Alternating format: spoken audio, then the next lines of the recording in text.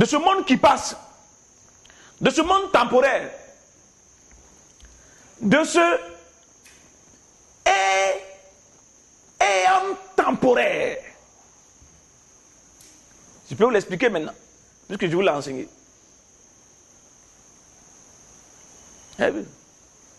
Il dit, ni des chefs de ce siècle qui s'en vont dans Dabi. Alors, dans d'autres versions, il dit, ni des anges détrônés qui règnent dans ce siècle et qui vont bientôt être détruits. Donc, il met en évidence quelque chose d'autre. Alors, allons voir la version parole de vie. Dans la version parole de vie, il dit la chose suivante. Pourtant, c'est bien une sagesse que nous enseignons aux chrétiens adultes dans la foi. Donc, il dit que la parole là, il ne la donne pas à n'importe qui, mais aux chrétiens qui sont adultes dans la foi.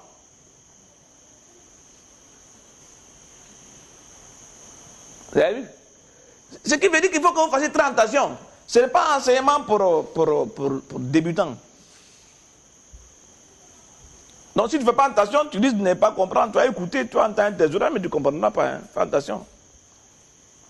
Il dit, pourtant c'est bien une sagesse que nous enseignons aux chrétiens adultes dans la foi. Il dit, mais cette sagesse n'est pas la sagesse de ce monde.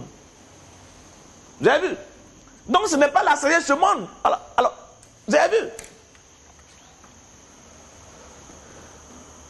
Il dit, ce n'est pas la sagesse, ce n'est pas la sagesse des puissances mauvaises de ce monde qui seront détruites. Regardez comment il parle. Il dit donc, il parle de la sagesse, mais il dit la sagesse là, ce n'est pas la sagesse de ce monde là. Vous comprenez maintenant mieux, vous qui avez suivi l'enseignement dimanche. Donc il veut dire que lui, la sagesse qu'il parle est la sagesse du monde éternel. Voyez-vous? Donc ce n'est pas de ce monde temporaire là. Donc il parle le langage qui vient d'en haut. Il parle le langage qui vient d'en haut. Et il reconnaît la puissance de ce langage là. Il reconnaît la force qui se trouve dans ce langage. Il reconnaît la domination de ce langage, de ce verbe. Et c'est ça qu'il parle. Et puis maintenant, ce qui est fort et qui est important à comprendre, il faut avoir du caractère pour comprendre cela, c'est la suite. Il dit, ce n'est pas la sagesse des puissances mauvaises de ce monde. Donc il dit, la manière de penser dans ce monde actuel appartient aux puissances mauvaises.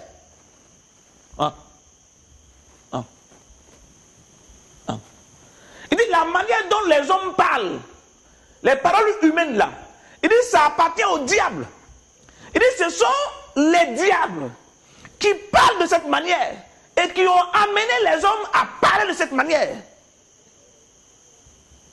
C'est pour cela que quand on parle du monde, on fait allusion au système du monde qui est rentré en jeu par un mécanisme diabolique.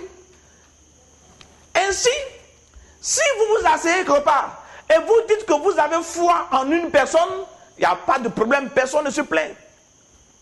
Vous dites que vous avez foi en la manière dont la personne là se comporte, il n'y a pas de problème.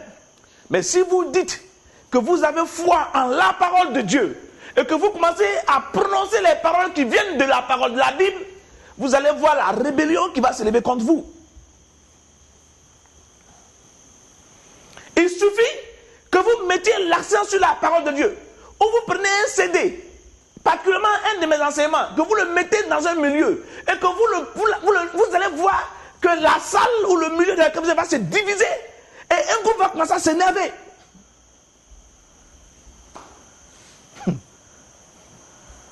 Pourquoi? Il y a une guerre. Il y a une guerre. Il y a un discernement qui se fait. Par la parole que tu parles. La parole que tu parles crée une division. Divise. Et met en même temps en branle une guerre. Ça veut dire que cette parole est en train de faire quelque chose. cette parole est en train de faire quelque chose, de faire un effet. Est en train de chasser le diable dans le cœur de certaines personnes, est en train d'arracher les pensées mauvaises du diable qui sont dans le cœur des gens, est en train de transformer les gens. Il faut faire attention. Il faut faire attention. Donc, la Bible te dit que les paroles qui sont les paroles du monde sont des paroles diaboliques. Tu vas me dire, c'est trop fort. Mais dis-moi, entre Satan et Dieu qui est au milieu. Tu vas me dire, Apôtre, c'est trop fort. Je dis, d'accord. Je peux accepter que tu dis que c'est trop fort, mais si tu me dis, après Satan et Dieu là, s'il y a un autre qui est au milieu, je dis, c'est pour lui. Mais si Satan est Satan et que Dieu est Dieu, si ce que tu entends ne vient pas de Dieu, c'est qu'il vient de Satan.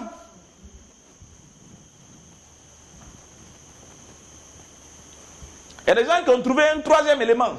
Ils disent non, c'est humain. C'est humain, ça veut dire quoi? La chair ne sert de rien. C'est l'esprit qui vivifie. Il n'y a pas d'être humain qui fonctionne sans esprit. Quel est l'esprit qui est derrière l'humain là? Dès que tu poses la question seulement, toute la théologie des gens là est tombée. Il y a des théologiens qui mettent un autre groupe au milieu. Ils disent la chair. Ils disent nous avons plusieurs ennemis, nous avons Satan, nous avons la chair. Ils mettent la chair au milieu. D'accord, je suis d'accord, la chair. Mais quand ils disent la chair là, quand la Bible dit la chair, la Bible parle du diable. Oui, le diable et la chair font partie des mêmes groupes. Quand dans Galates, je ne sais pas si c'est 5, 9 ou bien 9, 5, je ne sais pas quoi. Dans Galates, quand on donne les œuvres de la chair, pourquoi on cite la sorcellerie? Hein? On dit les œuvres de la chair. On dit les œuvres de la chair sont manifestes. Et puis les voici, on cite. Et puis on va sorcellerie dedans.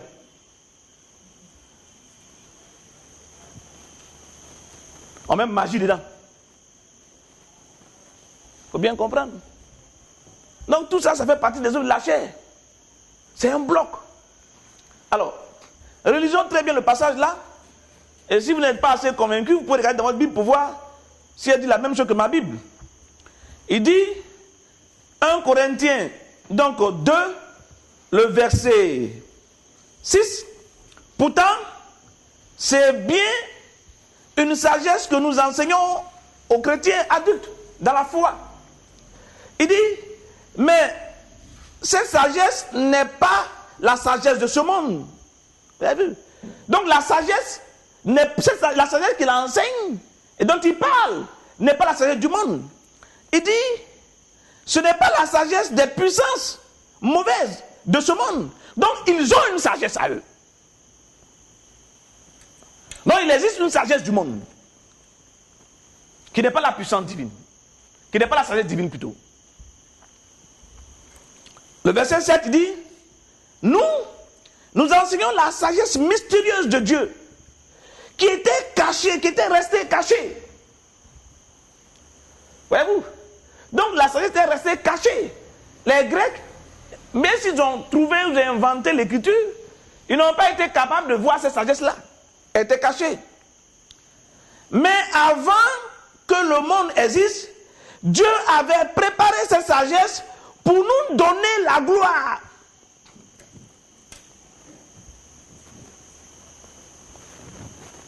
Fais attention. Dieu avait préparé cette sagesse pour nous donner la gloire. Alors, suis très bien. Comment vas-tu faire pour que la gloire de Dieu se manifeste dans ta vie? Tu vas parler sagesse divine. Tu ne devras pas parler sagesse humaine. Tu comprends? Tu dois avoir ta manière de parler. Il existe donc une manière de parler que tu dois parler qui va t'amener à atteindre les hauteurs que l'homme ne peut pas atteindre de lui-même. Il y a une façon que tu dois parler qui va faire de toi quelqu'un de différent et de très haut placé. C'est important. C'est important. Tu vois? Il dit maintenant au verset 8, il dit aucune puissance mauvaise de ce monde n'a connu cette sagesse. Vous avez vu? Il dit cette sagesse n'est pas connue dans le monde. Il dit si ces puissances l'avaient connue, elles n'auraient pas fait clouer sur une croix le Seigneur plein de gloire. Maintenant, remarquez très bien le verset 9 qui vient. Alors, le verset 9 qui vient est un verset fantastique que nous aimons tous. Mais remarquez la position de ce verset-là. Il vient à la suite de ce que nous venons de dire là. Il dit, en effet, les livres saints disent, il y a des choses que les yeux ne voient pas. Les oreilles ne les entendent pas. Les êtres humains n'y ont jamais pensé. Ça veut dire quoi ça? Ça veut dire que ce sont des choses qui ne sont pas arrivées à partir des sens. Vous comprenez? Vous comprenez? Des choses qui ne sont pas arrivées à partir des sens, des 5 sens. Donc des choses qui ne font pas partie de la sagesse humaine. Il dit les êtres humains n'y pensent pas. Et puis qu'est-ce qu'il dit après? Il dit après, eh bien, ces choses-là, Dieu les a préparées en faveur de ceux qui ont de l'amour pour lui. C'est la parole de vie. Hein? Dieu les a préparées en faveur de ceux qui ont de l'amour pour lui. Il dit ce sont les choses donc que les yeux ne voient pas. Vous avez vu? Il dit que les oreilles n'entendent pas. Donc il parle des sens. Et il dit que les êtres humains n'y ont jamais pensé. Il dit ces choses-là, Dieu les a préparées en faveur de ceux qui ont de l'amour pour lui. Alors il y a quelque chose de caché dans cette parole-là qu'il faut que vous compreniez. Il dit ces choses-là, Dieu les a préparées en faveur de ceux qui ont l'amour pour lui. L'amour de Dieu consiste à pratiquer, à garder les commandements de Dieu. Donc il dit, Dieu les a préparés pour ceux qui marchent à partir de la connaissance que Dieu donne et non pas de la connaissance qui vient par les sens. Aimer Dieu n'a rien à voir avec les sentiments que tu peux avoir pour lui. Il s'en moque de ses sentiments. Ce qu'il te demande, c'est de pratiquer sa parole. Donc il dit, ces choses-là, Dieu les a gardées pour ceux qui pratiquent la parole par révélation. Pour ceux qui pratiquent la parole qui vient de la Bible, sans tenir compte de la parole qui vient du monde. Il y a guerre des paroles. Il y a un conflit des paroles. Si tu n'es pas conscient de cela, laisse-moi te donner la conscience de cela. Il y a un conflit de paroles. Dieu sait. Dieu sait la tribulation que tu vas avoir. Il dit ceux qui ont reçu la persécution à cause de la parole. Dans la Bible. Donc Dieu sait que la parole donne la persécution. Vous avez vu? Donc il dit ceux qui maintenant, malgré la persécution, utilisent donc ma parole pour faire ce qu'ils ont à faire, recevront des choses, mais ils recevront des choses que les yeux n'ont jamais vues, qui ne sont jamais arrivées à l'oreille d'un homme, ni à la pensée d'un homme. Ce sont ces choses-là que Dieu donne à ceux qui l'aiment lui, Dieu. C'est-à-dire qui pratiquent ses commandements, qui pratiquent cette parole, bien que cette parole-là peut paraître apparemment difficile à pratiquer.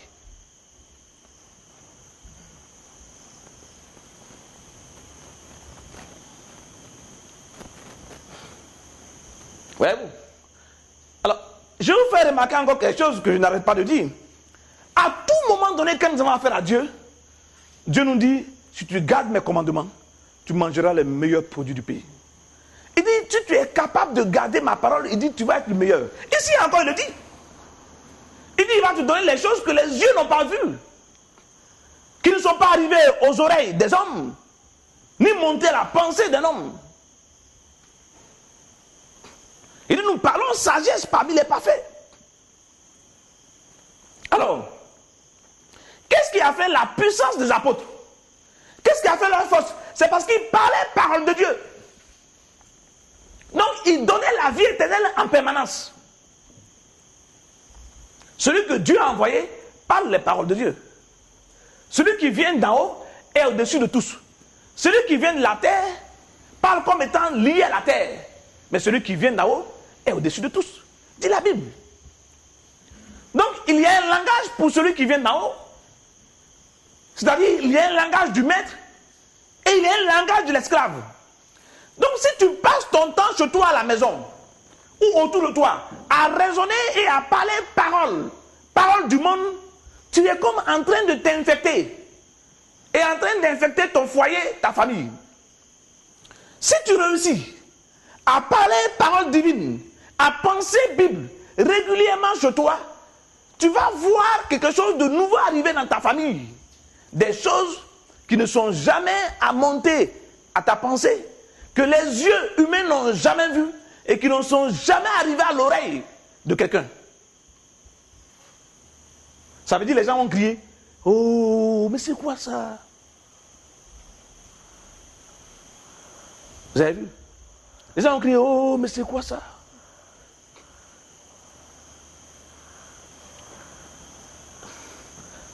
Je dis souvent que celui qui croit que Jésus-Christ n'est pas capable de guérir une maladie est un bâtard. J'ai vu ça dans l'incite de la dernière fois. Moi-même j'ai écouté, j'ai dit, moi-même j'ai dit ça. Hein. J'ai dit oui. Et je me suis dit, mais est-ce qu'avant il pouvait dire cela? Non. Je me souviens que j'ai connu des pasteurs, mais j'ai connu un pasteur qui m'a dit, Jésus-Christ ne guérit pas toutes les maladies. Il y a des maladies que Jésus-Christ ne peut pas guérir. Ne guérit pas.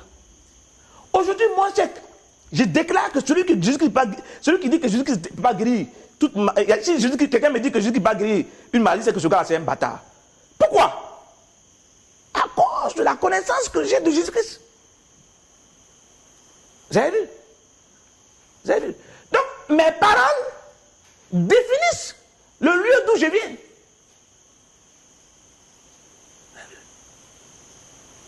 Donc, par mes paroles, on me reconnaît.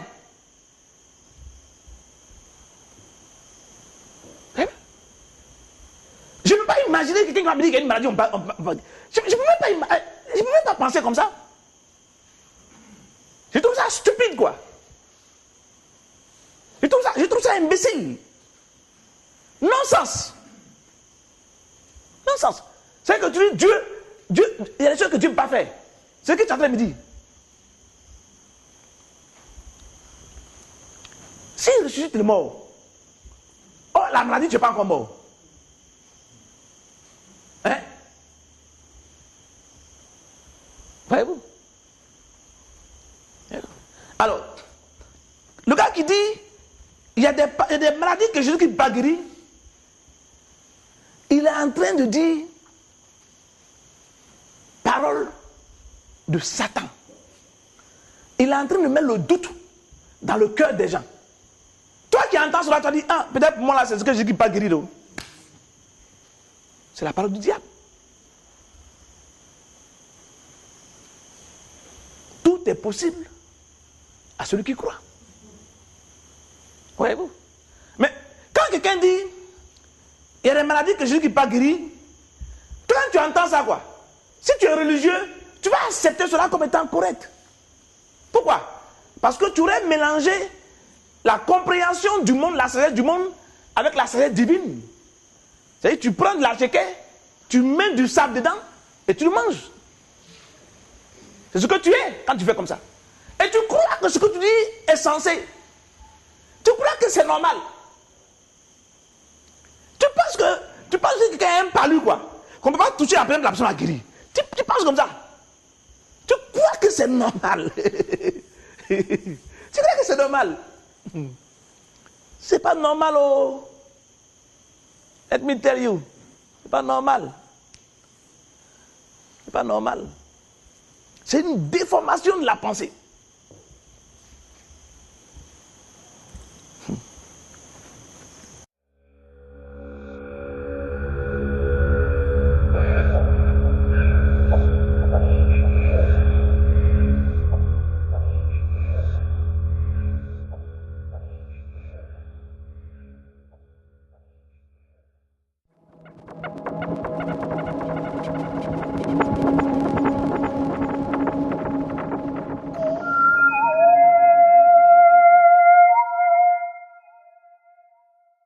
La richesse t'environne.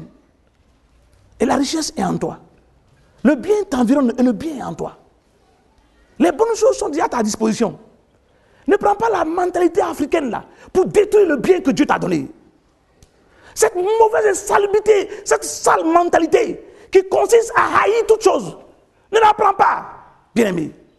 Transforme-toi en quelqu'un qui aime son environnement et qui aime son voisin. L'Afrique et la mentalité africaine nous a fait du tort. Les gens ont appelé cela la sorcellerie. La haine de toute chose. Quand quelqu'un est en train de réussir quelque part, regarde le gars là, il croit qu'il va réussir, il va voir avec moi. Non, jamais. La réussite, on est d'accord. Tout le monde doit réussir. Nous sommes faits pour réussir. Je veux voir mon frère réussir. Je veux voir ma soeur réussir. Je ne veux voir personne échouer. Tout ce qu'on souhaite, c'est le succès des uns et des autres. Si je fête le succès de celui-là, c'est que demain on fêtera mon succès à moi. Je dois comprendre cela. Je dois voir les choses du bon côté. Je dois arrêter de haïr, arrêter de penser mal, arrêter de parler mal des choses, arrêter de voir les mauvaises choses. Je dois arrêter d'avoir peur. La guerre nous a donné la peur ici. Je chasse la peur dans le nom puissant de notre Seigneur Jésus-Christ. Que la peur ne vous trouble plus.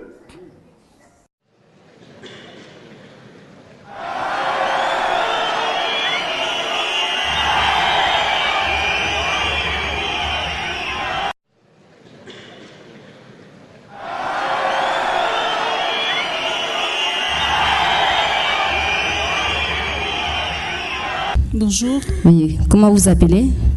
Madame Brouillapo. Madame Brouillapo, vous avez quel âge? J'ai 42 ans. 42 ans. Novembre prochain. Ok. Vous venez de quel quartier? J'habite à 2 pas d'ici. Ok. Et qu'est-ce que vous avez dit comme témoignage? Je voudrais rendre grâce à Dieu et j'ai plusieurs témoignages. Le premier, c'est que mardi dernier à l'enseignement, l'homme de Dieu nous avait enseigné et l'enseignement qu'il nous a donné m'a guéri. Amen. Voilà. Et j'ai écouté la parole de Dieu, j'ai accepté la parole de Dieu, j'ai renouvelé à Dieu mon indéfectible attachement, comme il a dit tout à l'heure, l'homme de Dieu, et cela a procuré en moi la véritable guérison. Parce que il y a quelque temps, j'ai toujours des maux de tête pour lesquels je suis obligée de prendre des médicaments. Et vraiment, depuis mardi jusqu'à aujourd'hui, je ne prends aucun médicament et je me sens bien. Alléluia. Je me sens très très bien. Voilà. Et donc, je voudrais chanter ce chant à Dieu qui dit: je te donne mon cœur, je te donne mon âme, je te donne tout ce que j'ai, ce que je suis est entièrement à toi. Amen. Je te donne mon cœur, je te donne mon âme. Je te donne tout ce que j'ai, ce que je suis est à toi. Je te donne mon cœur, je te donne mon âme. Je te donne tout ce que j'ai, je t'appartiens. Alléluia. Oui. Alléluia. Amen. Bonjour bien-aimé. Bonjour frère. Est-ce que tu peux te présenter? Je suis le pasteur Seka. Ah, pasteur. J'ai 33 ans, je viens de Yopougon. Bien. Vous êtes passé à Christ Connection quand? C'était à quelle époque? Le 27 février 2009. Le 27 février 2009, donc cette année? Oui. D'accord. Je suis venu ici parce que j'avais un cas d'infection avec VIH-Sida. Et je suis arrivé, j'avais été dépisté positif en 2007, juste à la veille de mon mariage. Malgré tout, je suis resté, j'ai continué, j'ai cru que Dieu allait faire quelque chose. Et début 2009, précisément le 4 janvier 2009, alors ma vie a connu un moment vraiment pénible. Et je suis rentré dans un état dépressif, j'étais vraiment embrouillé, mon épouse m'avait quitté, mon ministère était totalement bouleversé, en tout cas rien ne marchait. Et c'est dans ce moment-là que j'ai entendu l'homme de Dieu parler la retraite d'avant, la retraite du 27. Et il parlait, mais il y avait quelque chose qui m'avait impressionné dans les dires de l'homme, c'était cette assurance avec laquelle il parlait. Parce que moi, je n'ai pas l'habitude de fréquenter les veillées, en fait, les programmes de guérison, machin, tout ça. Parce que, bon, souvent, quand les gens ils parlent, j'ai l'impression qu'ils ne croient pas ce qu'ils disent. Alors, mais quand l'homme de Dieu a parlé, ça m'a touché parce qu'il était tellement sûr de ce qu'il disait. Je dis bien, je vais aller. Mais malheureusement, la retraite à laquelle je vais pour laquelle j'avais entendu l'annonce, je n'ai pas pu y participer. Et j'ai appelé ici, on m'a dit qu'il y avait d'autres retraites qui venaient pour le 27. Donc vous êtes arrivé le 27. Et l'homme de Dieu a prié pour vous. Voilà, je suis arrivé ici, mais bien aimé, je vais d'abord dire une chose. En fait, dès que je suis rentré ici, il y a une chose qui s'est passée. En fait, j'ai commencé à sentir une puissance qui est sur moi, immédiatement. Dès que j'ai franchi les portes de Christ Connection, il y a quelque chose qui m'a frappé. Alors, l'homme de Dieu est venu, il a prié pour moi. Quand il a prié pour moi, deux choses se sont passées. Il a d'abord prié pour la guérison. Ensuite, il a prié, il y a eu une charge de l'onction qui est descendue à moi ce jour-là. Je suis allé, j'ai fait le test une semaine après, il s'est avéré que c'était encore toujours positif. Et je suis revenu à la retraite suivante. Et l'homme de Dieu a dit une parole. Il a dit, mais quel jour avez-vous quelqu'un prendre un médicament et le médicament le guérit sur place? Je dis, mais tiens, ce qu'il dit là m'interpelle. Parce qu'il s'agit de charge virale. Donc certainement qu'il y a le taux qui doit d'abord descendre. Est-ce que ça disparaît? Et je suis resté avec ça pendant, je crois, 1 mois. Et je retourne, gloire à Dieu, je suis guéri.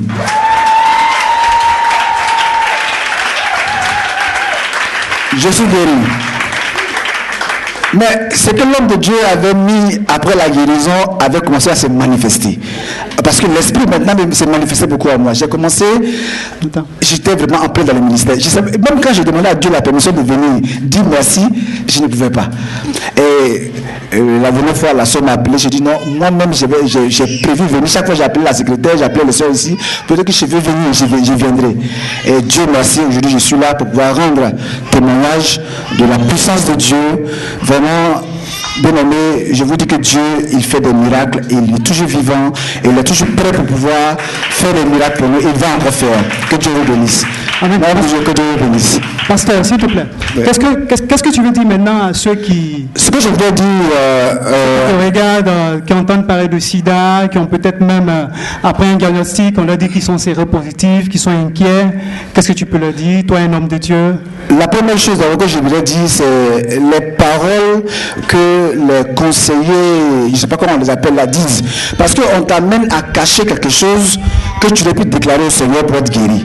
Souvenez-vous de la femme qui avait la peste pendant 12 ans. Elle a caché son mal avec les médecins pendant 12 années. Alors le seul jour où elle a déclaré ça au Seigneur publiquement, elle a reçu sa guérison. Amen. Donc, j'aimerais que mes frères et mes soeurs qui ont eu des diagnostics désespérants, en fait, des trucs qui leur enlever tout espoir, de leur dire de venir ouvertement parler à Dieu. Il n'y a pas de honte de déclarer son mal à Dieu et tu vas faire le miracle. Amen. Voilà. On acclame le Seigneur pour l'homme de Dieu. Donc Dieu a prévu la vie éternelle avant la fondation du monde. Avant la fondation du monde, Dieu a prévu de donner la vie. Le fils n'est pas de Dieu. Répondez-le. Mon Dieu.